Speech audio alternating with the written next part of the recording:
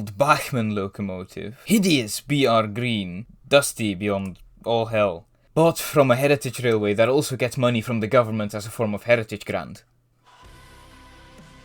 2020's release. Sleek apple green, bought from an actual model store. It's not often that I have a model and I think, you know what, I'm due for an upgrade. And honestly, that's not even what I thought when I got this. But I have a terrible track record with LNER mixed traffic locos, so I thought, you know, might as well get one that I know will last. Because joke about Bachmann all you want, but, you know, when push comes to shove, they can make proper locos when they're not just trying to rip off another manufacturer. Though then again, Hornby kind of has that deal down nowadays. Now, I know that I'm a bit late to the party on this one, but then again, when am I not? But rarely can I say that a new version of a locomotive is such a thorough upgrade over, you know, the old 1990s model, I think, by this point. Because the original model of the old Bachmann V2, you know, still had a swing link pony at the back, so it must be, you know, the tooling itself must originate from somewhere around that time. Now, the easy thing to do in a video like this was just make a comparison between this model and the old one, and whilst that at some point is unavoidable, I do think that both models can stand on their own two legs on their own merit, so I'm mostly just going to talk about this in isolation. Let's start with the positives, because this thing does have a lot, believe it or not. First off, the seam line across the top of the model is very well disguised by the riveting that's on the actual locomotives. If you ever stood above an LNER locomotive, you'll notice that most of them have the boiler cladding, you know, as a clamshell that's just sort of kept together by you know, a series of rivets on the top of the locomotive, which does kind of look like a natural seam line. It's done less subtly on the banjo dome, but, you know, we take those. Safety valves appear to be actually metal. On the older model, they were, I think, just painted plastic. You can actually, like, poke inside the chimney. There's actually just a void down there. On the old model, you could see that it was just a flat surface.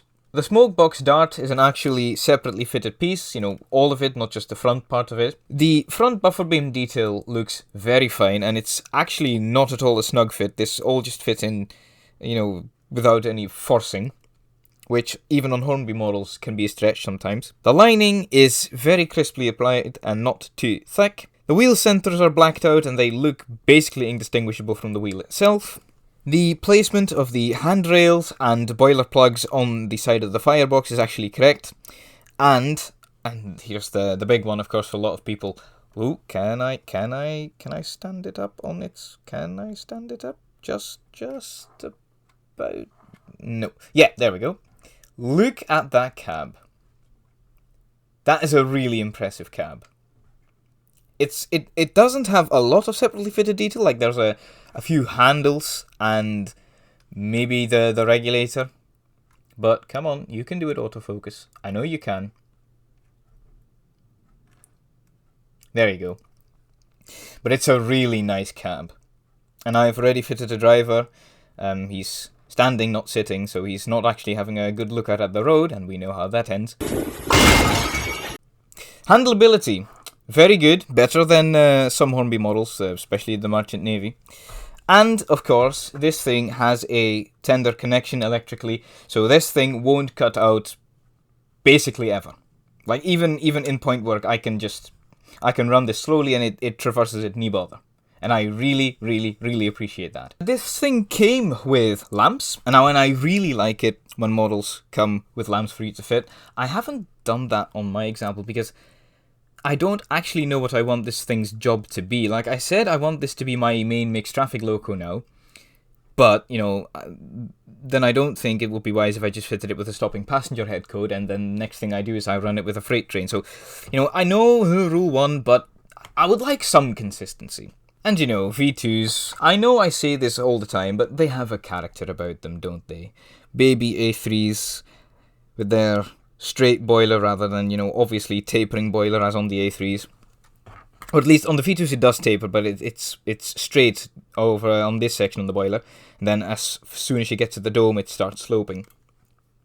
But I think V2s look really, for as large as they are, because they just look like a squished version of a Loco everyone knows, I just think they look very cute.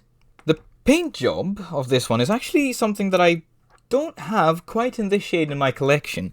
My D11 doesn't match this, my Flying Scotsman doesn't match this, both of them don't. Well, all three of them don't, but one of them is a toy. My Thompson Pacific doesn't match this, but we don't talk about that one. That one has its valve gear exploded, and it will cost me €80 or more to replace that. The B12 doesn't match this.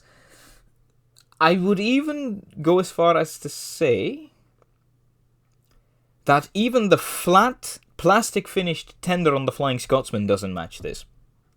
Actually, why do I say that? I can check that. Here we have the tender of the V2. You know, it's the best comparison because they're both made of plastic. And here is the tender of Flying Scotsman. You can clearly see the difference. This is a far lighter shade. This is far more olive. And this thing is for far more, well, pea green, I guess. And I suppose that's accurate because early LNER green, I believe that was the green that was applied by, I think it was Darlington? Darlington green was lighter than Doncaster green. And now I'm probably going to have egg on my face because I can just about read what the builder's plate says. It says Darlington. Can you read that? It says Darlington. So my assumption was right. This is a Darlington built locomotive. Funny how that works. As for the negatives, well, we've not gotten into running yet. So I have a thing to say about that. But as the model goes, well, the vents, they don't move. But if that really is a deal breaker for you, I think you might need some better priorities in life. The finish of the handrail and steam pipe, they don't match the finish on the boiler. Nor the colour, for that matter. I know the cylinders on the V2s are not actually straight, although the lining makes it look like they are. But on neither side is the cylinder really flushly fitted to the running plate, and I'm fairly certain that the running plate, especially over the driving wheels, is bowing upwards. Some people won't like it that this model has the flangeless rear axle. However, I have a thing to note about that. And I'll get to that in the performance, when I discuss the performance of the locomotive. But, as far as negatives go, I think the big one with this, whilst I do not think that it is too expensive, I think that for a modern loco, it's a bit misguided. For instance, yes, it has the electrical tender connection, but the motor and socket of this loco is inside the loco. Why would the socket of the locomotive be inside the loco?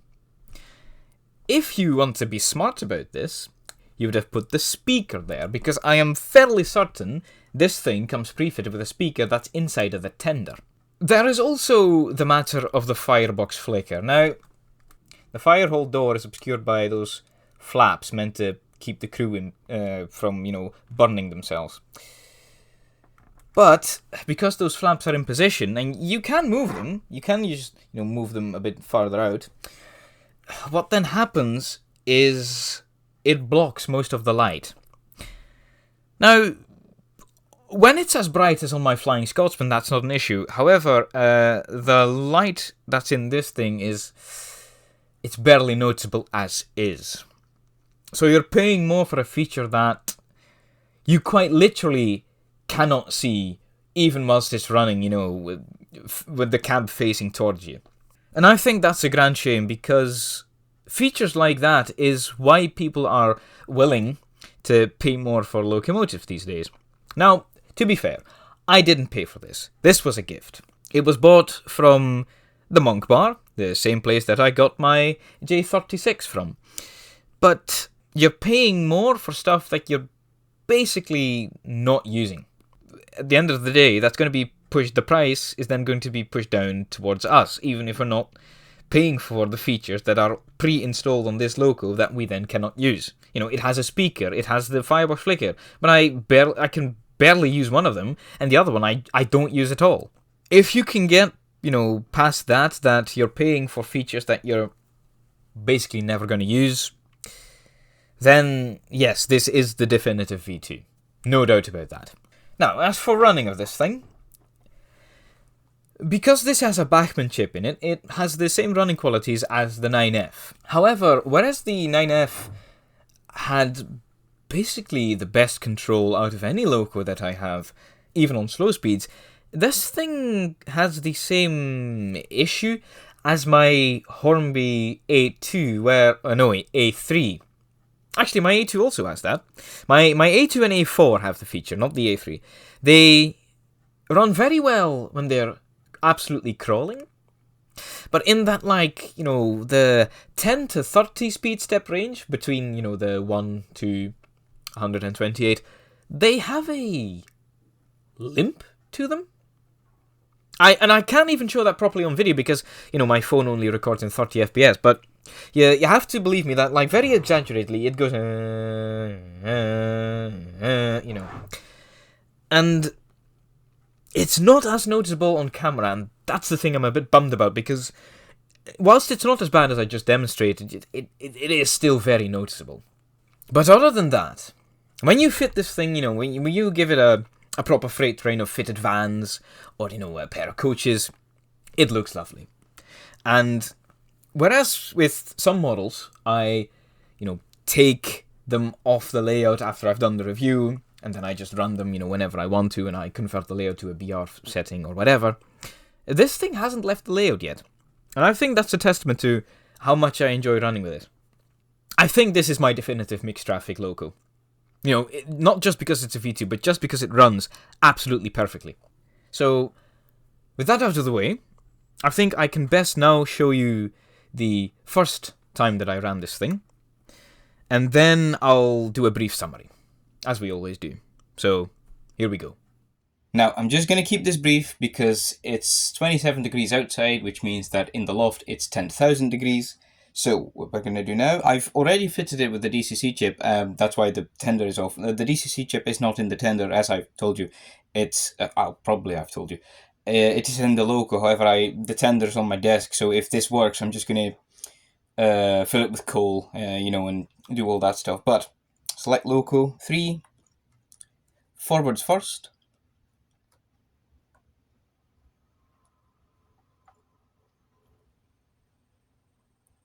It wants to... Oh! This is on speed step 2, by the way. Because I might be, what's the phrase, shooting myself in the foot here, but I want to see if it makes any difference if I fit it with a DCC chip first before I do the running in. Hello, reverse. Oh, this is the standard setting on the chip, okay. Because it does have a Bachmann chip in it, I just wanted to try it. Now this is speed step 10, and really, that is sensible. But as we saw, it wasn't too smooth. Now I'm just going to hit reverse now, and you'll see what I mean. It takes a little while, and then it gets going again. See, there you go. Okay. Let's go for speed step 50. What is it going to be like?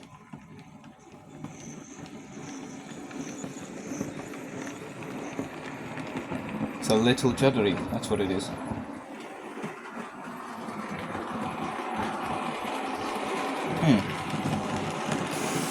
For speed step 50, that's actually very reasonable. And it's overshot the platform, it's going back under the bridge, and it's thank you and goodbye, Bachmann V2.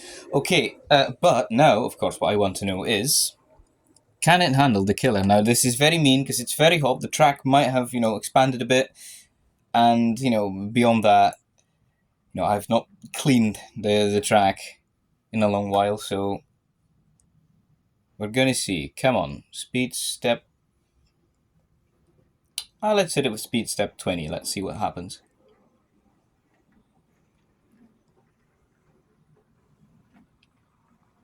That's very neat and controlled. I like that. Okay, moment of truth. Trial by fire.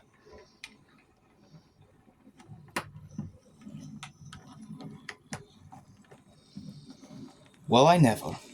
I'm genuinely surprised there. Alright, reverse. Come on, you can do it. You can do it. Come on. Stop, stop, stop, stop, stop. Oh, no, it's still going. Almost ran into the buffers on the far end of the yard, but... Okay, here it comes now in reverse.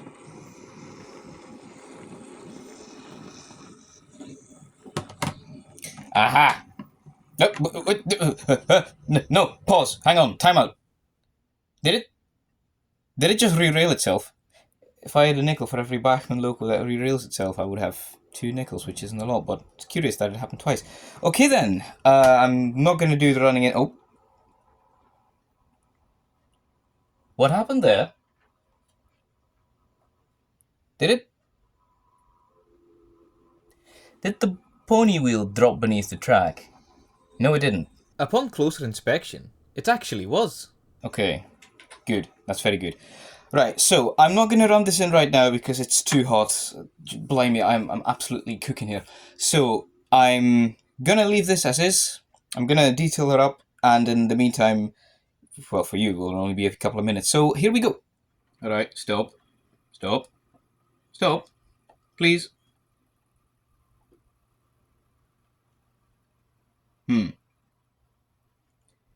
Maybe the braking function on this model is a bit low, but...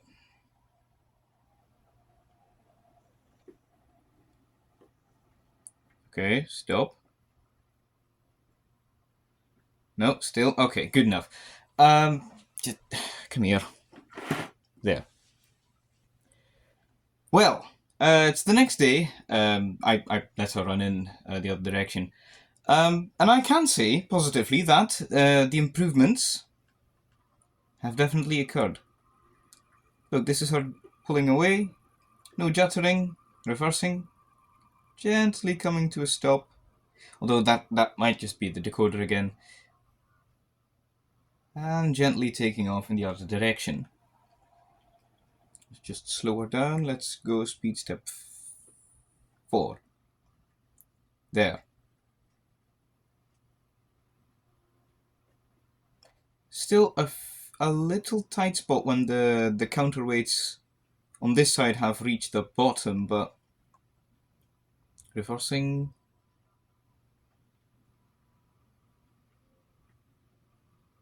See, nothing too overtly noticeable. That's quite good. And actually, the 50% speed on the 128 speed steps is actually quite decent, because if I now go to, what would that be, 64?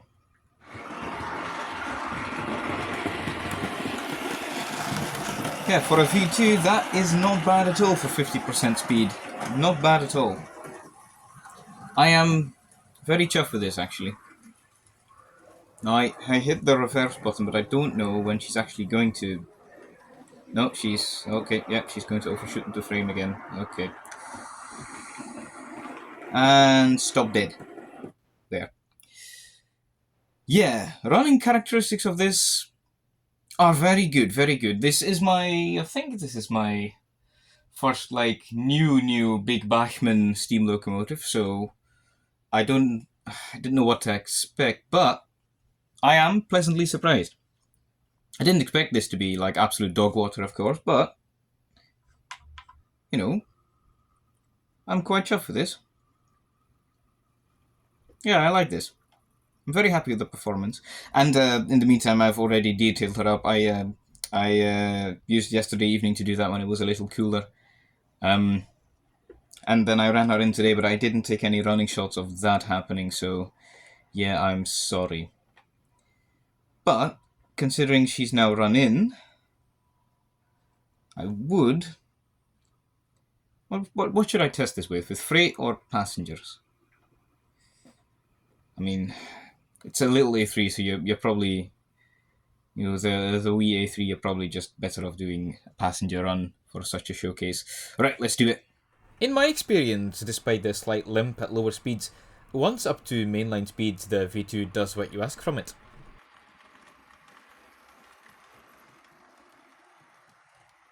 Using my older coaches here, none of them free-rolling at all, you can see how the model doesn't slow down on curves. On your average layout, on average layout train lengths, they certainly can hold the skin of a rice pudding.